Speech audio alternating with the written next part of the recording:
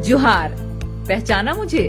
मैं हूँ गणना प्रपत्र यानी इन्यूमरेशन फॉर्म। जैसा कि आप सब जानते हैं, झारखंड में एसआईआर की प्रक्रिया शुरू हो चुकी है और 30 जून से 29 जुलाई तक इन्यूमरेशन फॉर्म भरे जाएंगे। तो इसी दौरान मैं यानी इन्यूमरेशन फॉर्म आऊंगी आपके घर, वो भी डबल रोल में। नहीं, फॉर्म देखकर घबराने की जरूरत नहीं है, क्योंकि इस फॉर्म को भरना बेहद आसान है। तो चलिए अब मैं आपको बताती हूँ कि आप कैसे बिल्कुल आसानी के साथ अपना इन्यूमरेशन फॉर्म भर सकते हैं। मेरे सबसे ऊपर लिखा है मुझे आपके घर पहुँचाने वाली यानी आपकी बीएलओ का नाम और मोबाइल नंबर। अब सबसे पहले आप मुझे 4 भागों में बांट सकते हैं, ऐसे। तो सबसे ऊपर वाले पहले भाग में आपको आपकी सारी डिटेल्स मिल जाएंगी, जैसे आपका नाम, EPIC number, address, part number, विधानसभा क्षेत्र और राज्य का नाम।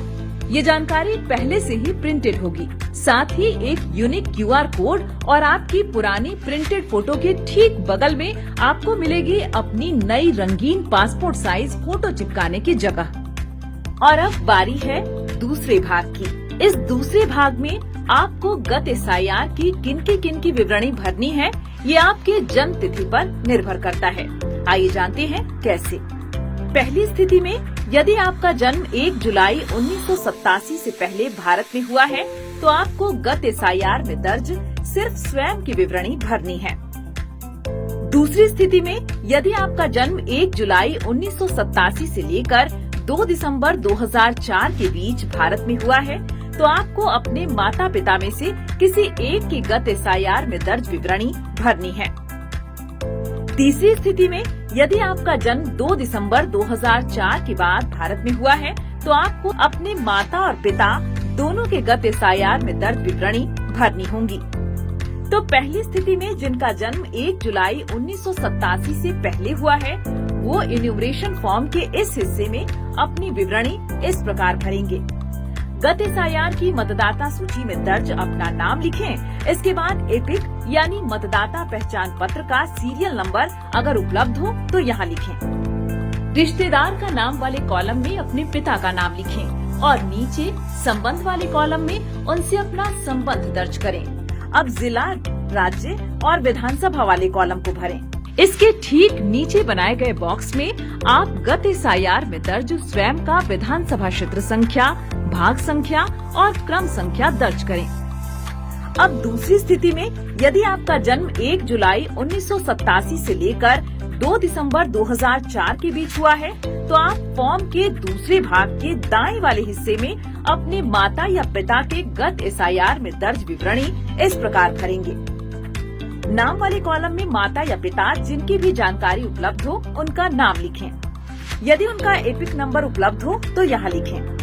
अब तीसरे कॉलम जहाँ रिश्तेदार का नाम लिखना है, वहाँ ऊपर नाम वाले कॉलम में जिनका नाम लिखा है उनके पिता का नाम लिखें। इसके नीचे वाले कॉलम में उनसे अपना संबंध लिखें। अब जिला, राज्य और विधानसभा वाले कॉलम को भरें। इसके ठीक नीचे बनाए गए बॉक्स में गत एसआईआर में दर्ज उनकी विधानसभा क्षेत्र संख्या, भाग संख्या और क्रम संख्या लिखें। अब तीसरी स्थिति में यदि आपका जन्म 2 दिसंबर 2004 के बाद हुआ है, तो आप फॉर्म के दाएं वाले हिस्से में दी गई जगह को कुछ इस तरह एक लकीर के माध्यम से 2 हिस्से में विभाजित कर लें। अब इनमें पहले वाले हिस्से में अपने पिता और दूसरे वाले हिस्से में अपनी माता की गत एसआईआर से जुड़ी विवरणी इस प्रकार भरें। नाम वाले बॉक्स में एक तरफ पिता और दूसरी तरफ माता का नाम लिखें। एपिक संख्या वाले बॉक्स में अगर उनकी एपिक संख्या उपलब्ध हो तो दर्ज करें। रिश्तेदार वाले नाम के बॉक्स में माता और पिता दोनों के ही पिता का नाम दर्ज करें। संबंध वाले बॉक्स में उनसे अपना संबंध दर्ज करें। इसके बाद जिला, राज्य और विधानसभा वाले बॉक्स को भरें। अब इसके ठीक नीचे वाले हिस्से में दिए गए विधानसभा संख्या, भाग संख्या और मतदाता क्रम संख्या के बॉक्स में इस तरह लकीर खींचें और माता और पिता दोनों की गत एसआईआर में दर्ज विवरणी इस प्रकार भरें। विधानसभा क्षेत्र संख्या वाले बॉक्स में गत एसआईआर में दर्ज माता और पिता दोनों की विधानसभा क्षेत्र संख्या लिखें। इसी तरह भाग संख्या और क्रम संख्या में गत एसआईआर में दर्ज माता और पिता दोनों की भाग और क्रमांक संख्या दर्ज करें। अब आते हैं फॉर्म के तीसरे हिस्से में। यहाँ आपको अपनी कुछ सामान्य जानकारियाँ दर्ज करनी होंगी, जैसे अपनी जन्म तिथि, यदि आपका आधार नंबर उपलब्ध हो तो यहाँ लिखें। उसके बाद अपना मोबाइल नंबर और फिर अपने पिता या अभिभावक का नाम, यदि आपके पिता या अभिभावक का मतदाता पहचान पत्र संख्या उपलब्ध हो तो यहाँ लिखें। उसके बाद अपनी माता का नाम लिखें।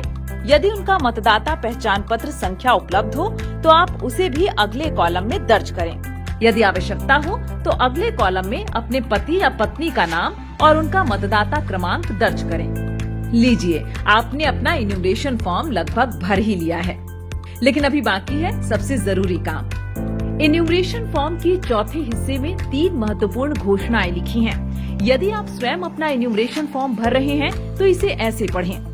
ऊपर उल्लिखित मतदाता, जो कि मैं स्वयं हूँ, ने किसी अन्य देश की नागरिकता प्राप्त नहीं की है। मैं मतदाता सूची में शामिल होने के लिए आवेदन कर रहा हूँ और ऊपर उल्लिखित नाम, जो कि मैं स्वयं हूँ, किसी अन्य विधानसभा क्षेत्र, संसदीय क्षेत्र में शामिल नहीं हूँ। मुझे पता है कि इस आवेदन के संबंध में उपरोक्त कथन या घोषणा करना जो झूठा है और जिसके बारे में मैं जानता या मानता हूँ कि वह झूठा है या जिसे मैं सच नहीं मानता हूँ, लोक प्रतिनिधित्व अधिनियम 1950 की धारा 31 के अंतर्गत 1 वर्ष तक का कारावास या जुर्माना या दोनों हो सकता है। और यदि आप परिवार के किसी अन्य सदस्य के लिए इन्यूमरेशन फॉर्म भर रहे हो तो इसे ऐसे पढ़ें। ऊपर उल्लिखित मतदाता, जो कि मेरे परिवार का सदस्य है, ने किसी अन्य देश की नागरिकता प्राप्त नहीं की है। मैं मतदाता सूची में शामिल होने के लिए आवेदन कर रहा हूँ और ऊपर उल्लिखित नाम, जो मेरे परिवार का सदस्य है, किसी अन्य विधानसभा क्षेत्र, संसदीय क्षेत्र में शामिल नहीं है। मुझे पता है कि इस आवेदन के संबंध में उपरोक्त कथन या घोषणा करना जो झूठा है और जिसके बारे में मैं जानता या मानता हूँ कि वह झूठा है या जिसे मैं सच नहीं मानता हूँ, लोक प्रतिनिधित्व अधिनियम 1950 की धारा 31 के अंतर्गत 1 वर्ष तक कारावास या जुर्माना या दोनों हो सकता है। इस घोषणा को ध्यान पूर्वक पढ़ने के बाद एक बार फिर दर्ज की गई जानकारी को अच्छी तरह जांच लें और अगर सारी जानकारियां सही हो तो सबसे नीचे दाहिनी तरफ दिए गए स्थान में अपने हस्ताक्षर कीजिए। यदि घर का कोई सदस्य अस्थायी रूप से अनुपस्थित हो तो घर का कोई भी वयस्क सदस्य उनका फॉर्म भर सकता है। लेकिन यहाँ ये बात ध्यान देने की है कि हस्ताक्षर करते समय मतदाता से अपने संबंध की जानकारी अवश्य दें। देखा कितना आसान है इन्यूमरेशन फॉर्म भरना।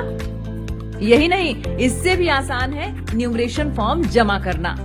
2 प्रतियों में मिले इन्यूमरेशन फॉर्म को भरने के बाद एक प्रति बीएलओ को दे दें और दूसरी प्रति में इसकी रिसीविंग जरूर ले लें। रिसीविंग वाले प्रति को अपने पास सुरक्षित रख लें। बस हो गया। और एक बात, इन्यूमरेशन फॉर्म भरने में देर न करें। फॉर्म मिलते ही जितनी जल्दी हो सके इसे भरकर जमा करें। इन्यूमरेशन फॉर्म के साथ कोई भी दस्तावेज नहीं देना है। सिर्फ पात्र भारतीय नागरिक ही इन्यूमरेशन की इस प्रक्रिया में भाग ले सकते हैं। वैध अथवा अवैध रूप से भारत आए किसी विदेशी नागरिक का सत्य या मिथ्या जानकारी देना, रिक्त या आंशिक रूप से इन्यूमरेशन फॉर्म भरना या फॉर्म पर हस्ताक्षर करना जन प्रतिनिधित्व अधिनियम की धारा 31 के तहत एक दंडनीय अपराध है। अगर कोई भी विदेशी नागरिक भरा हुआ इन्यूमरेशन फॉर्म बीएलओ को व्यक्तिगत रूप से अथवा ऑनलाइन माध्यम से जमा करता है तो ईआरओ उस आवेदक के खिलाफ एफआईआर दर्ज करेंगे। विदेशी नागरिक इन्यूमरेशन फॉर्म न भरें और बिना हस्ताक्षर किए ही बीएलओ को तुरंत वापस करें। एसआईआर की प्रक्रिया से हमारी मतदाता सूची होगी एकदम शुद्ध और सटीक। तो इस अभियान में आप भी अपना योगदान दें और जागरूक मतदाता का कर्तव्य निभाएं।